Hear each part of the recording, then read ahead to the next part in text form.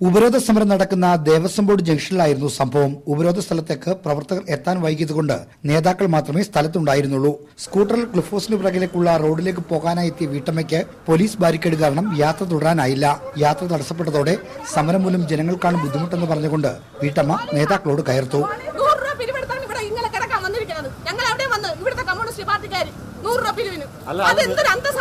നാട്ടുകാർക്ക് വേണ്ടിയാ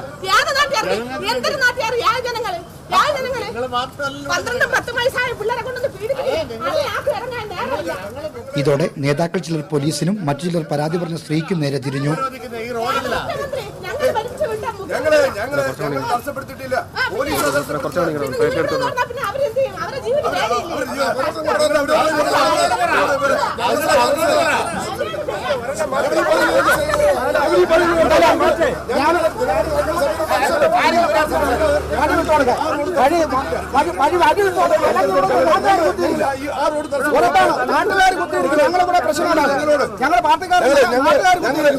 ഇതിനിടെ പരാതി പറഞ്ഞ സ്ത്രീ സരിതാ നായരുടെ ബന്ധുവാണോ എന്ന മട്ടിലുള്ള പരാമർശം ഒരു നേതാവിൽ നിന്നുണ്ടായി.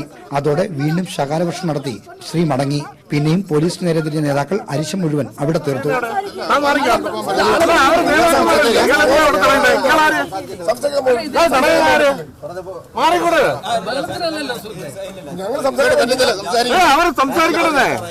തണലൊഴിവാക്കി ബാരിക്കേഡ് കെട്ടി സമരക്കാരെ വെയിലത്തിരുത്തിയെന്നാരോപിച്ച് ഉപരോധ സമരത്തിന്റെ ആരംഭം മുതൽ പോലീസും നേതാക്കളും തമ്മിൽ ചില്ലറ പ്രശ്നങ്ങൾ ഉണ്ടായിരുന്നു.